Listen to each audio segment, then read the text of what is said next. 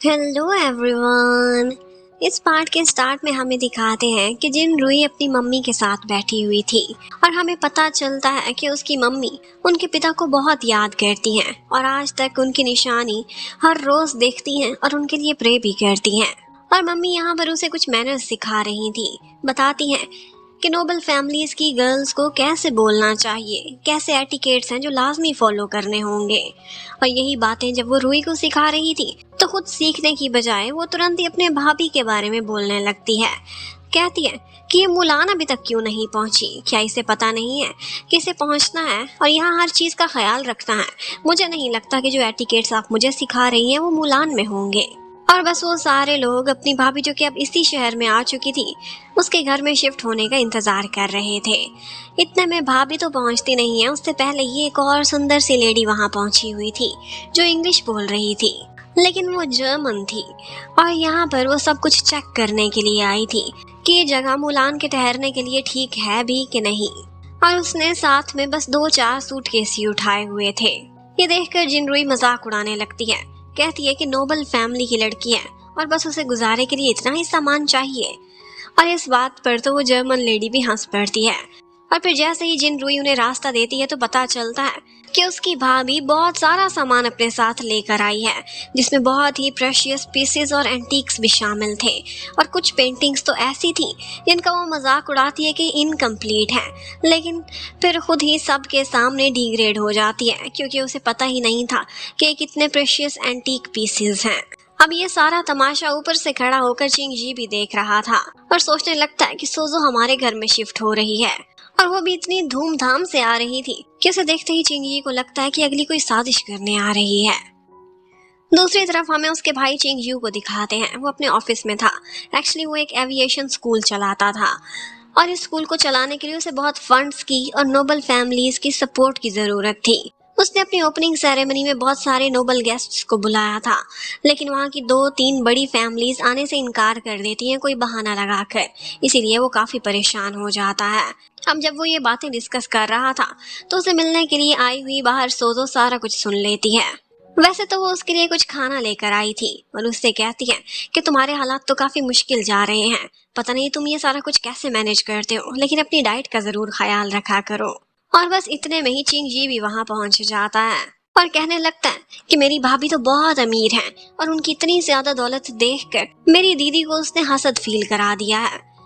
तुम ऐसे ही मेरी दीदी को एनॉय करती हो जैसे मैं करता हूँ। चलो अच्छा है, एक बात तो सिमिलर हुई तुम में और मुझ में। और फिर उसके बाद वो कहने लगता है भैया हटो, तुम्हें पता नहीं तुम्हारे कितने दुश्मन हैं, कहीं इस खाने में कोई जहर ही ना डला हो। और उसे हटाकर खुद ही पहले वो खाना टेस्ट करने लगता है। उसे वो खाना काफी अच्छा लगता है तो कह रहा था कि इसका मतलब है भैया मुझे अक्सर ही आना पड़ेगा अब आपके ऑफिस में आपका खाना चुराने के लिए। अब जैसे ही वो वहां से जाने वाली थी तो चिंगी उसे रोक लेता है, कहता है हम लोग फैमिली मेंबर्स हैं, मैं भी उसी घर में जा रहा हूँ जिसमें तुमने जाना है, तो क्यों ना मैं तुम्हें लिफ्ट दे दूं। वैसे भी बात करते जाएंगे, रास्ता कट जाएगा और हम एक दूसरे को जानने भी लगेंगे। अब वो गाड़ी में जा रहे थे, बारिश स्टार्ट हो जाती है और यहीं से ही चिंगी टॉन्ट करना भी शुरू कर देता है। लास्ट टाइम जो कुछ उनकी एंगेजमेंट पार्टी के बाद हुआ था, सोजो ने तब ये कहकर उसे पीछे भेज दिया था कि मैं पहली और आखिरी दफा माफ कर रही हूँ, किसी को नहीं बताऊंगी क्योंकि मुझे लगता है कि तुम ड्रंक हो। और बस अब भी वो ऐसे ही प्रिटेंड करती है कि जैसे वो किसी सोजो को नहीं जानती। वो उससे कहता है क्या तुम कभी बाई चंग गई हो? वो कहती है कभी भी नहीं। तो वो बताने लगता है कि वहां पर मेरी एक बहुत ही स्पेशल फ्रेंड बनी थी, लेकिन फिर वो फ्रेंड इस दुनिया से चली गई। तुम्हें क्या लगता है मरे हुए लोग वापस आ सकते हैं? वो कहती है कभी भी नहीं। वो कहने लगता है और अगर वो कभी वापस आ भी गई तो मैं मेक श्योर करूंगा कि मैं उसे नर्क तक पहुंचाऊं, क्योंकि उसकी वजह से मैं 3 साल जेल काट के हटा हूं।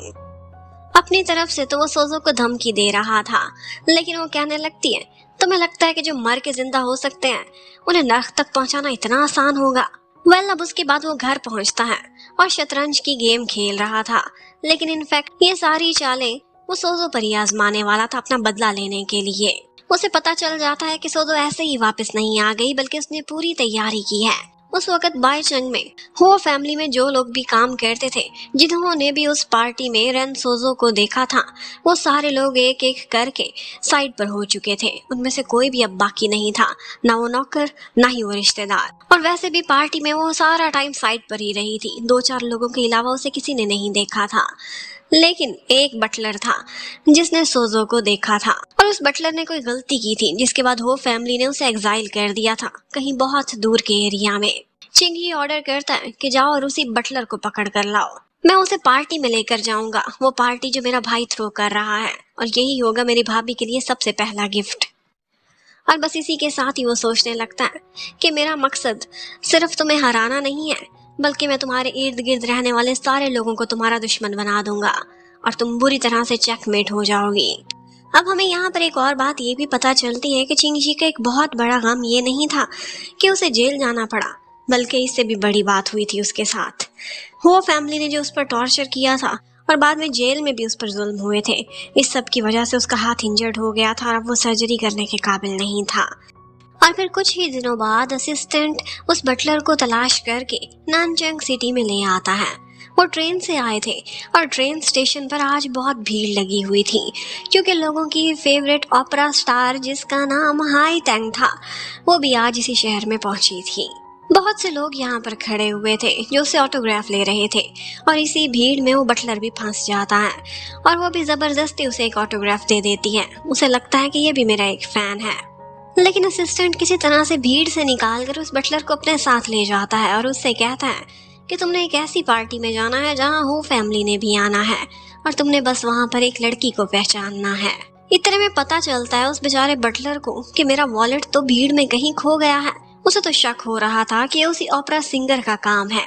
वो रास्ते में आने वाले एक कॉप को यही शिकायत लगा देता है, और बस सबको लग रहा था कि कितना बेवकूफ है, लेकिन उस कॉप को ऐसा नहीं लगता था। वो जाता है और उस भीड़ को डिस्पर्स करता है, लेकिन इतने में वो ओपेरा स्टार वहां से भाग जाती है। फैंस उसके पीछे पीछे थे और वो उनसे बच रही थी कि इतने में ऑफिसर उसके पास पहुंच जाता है। वो उसके बहुत क्लोज आती है और उसके पीछे छुप जाती है। हाई टैंग उसे कह रही थी कि मुझे थोड़ी देर छुपा लो, वरना ये फैंस तो मुझे जिंदा खा जाएंगे। और उसे देखकर लग रहा था कि जैसे वो इस ऑफिसर को अपने हुस्न का दीवाना बना रही है। वो उससे कहती है, अगर तुम मेरे फैन हो तो ऑटोग्राफ देने के लिए मेरे पास पेंसिल तो नहीं, लेकिन अपना रुमाल निकालती है और उस पर अपनी लिपस्टिक का निशान बनाकर उसे दे देती है। कहती है, वैसे तुम मेरे पीछे क्यों आए थे? यही ऑटोग्राफ लेने के लिए? लेकिन वो कहता है, एक आदमी का वॉलेट गुम हुआ था और मुझे लगता है कि ये तुमने किया है। जरूरी नहीं कि गरीब लोग ही ऐसे काम करें, कुछ अमीर भी मैंने देखे हैं जिन्हें चोरी की आदत होती है। ये सुनते ही वो एक्टिंग स्टार्ट कर देती है। उसकी आंखों में मोटे मोटे आंसू आ गए थे और वो कहती है, ले लो, अभी के अभी ले लो मेरी तलाशी। और बस जिस तरह की हरकत वो कर रही थी, वो सीधा साधा सा ऑफिसर तो वहां से भागने की करता है। और वाकई वो बटलर बिल्कुल ठीक था। इसी हाई टैंग ने ही उसका वॉलेट चुराया था, ये कंफर्म करने के लिए कि ये वाकई वही बटलर है जिसको चिंगजी ने बुलाया है, क्योंकि वो उसके असिस्टेंट के साथ था। और फिर ये सारी रिपोर्ट वो फोन पर सोजो को भी दे देती है। सोजो इशारों इशारों में उससे बात कर रही थी, कोड वर्ड्स में कहती है कि पार्टी में जो बुके मैंने मंगवाया है उसमें कोई खराब फूल ना हो, अगर कोई हो तो उसकी जड़ें काट देना। उसे फोन पर बातें करते हुए चिंगी सुन लेता है और कहता है, अच्छा तुम बड़ी तैयारियां कर रही हो पार्टी की, पार्टी में तुम्हारे लिए एक सरप्राइज है मेरी तरफ से। और बस फिर हमें दिखाते हैं कि हाई टैंग ने एक स्नाइपर को अरेंज कर लिया था, और जैसे ही ट्रैफिक के बीच वो गाड़ी फंसती है जिसके आगे असिस्टेंट बैठा हुआ था, तो उसकी पिछली सीट पर बैठे हुए बंदे पर वो गोली चलवा देती है। और फिर थोड़ी ही देर बाद सोजो को एक कॉल आती है और उसे कुछ इन्फॉर्मेशन मिलती है। अब वो तुरंत ही किचन में जाती है, कहती है, मैं एक स्पेशल रेसिपी तैयार कर रही हूँ, उसके लिए मुझे कुछ इंग्रेडिएंट्स लेने के लिए बाहर जाना है, और उसमें से एक इंग्रेडिएंट पपाया भी था। चिंगी ये सुन लेता है और कहता है, हमारे यहाँ पपाया अच्छे नहीं मिलते, तुम जिसे पपाया समझ रही होगी वो ओरिजिनल नहीं होगा, मैं अपने असिस्टेंट को कहूँगा वो ओरिजिनल ले आएगा। और बस यहीं से ही हमें उनके कोड वर्ड्स की समझ आती है। उन्होंने जानबूझकर बटलर को एक मिलती जुलती गाड़ी में ट्रांसफर कर दिया था, और वहाँ पर कुछ भी नहीं था।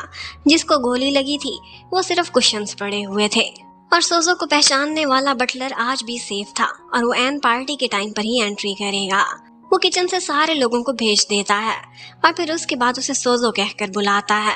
वो कहती है, मुझे कुछ समझ नहीं आ रही, तुम ऐसी बातें क्यों करते हो? और वो उसके हाथ के पीछे छुपाई हुई वो छुरी पकड़ लेता है जो उसने सेल्फ डिफेंस में पकड़ी थी, और उसी की ही बोली हुई एक पुरानी बात बोलता है और कहता है एक एक करके हर याद में तुम्हें वापस लौटाऊंगा। और साथ ही साथ ऑर्डर कर देता है कि आज की पार्टी बहुत इंपॉर्टेंट है, इस घर की बहू तो घर पर ही ठहरनी चाहिए, बाहर जाने के बारे में सोचना भी मत। और बस यहीं पर ये पार्ट खत्म होता है। Thank you for watching, bye bye.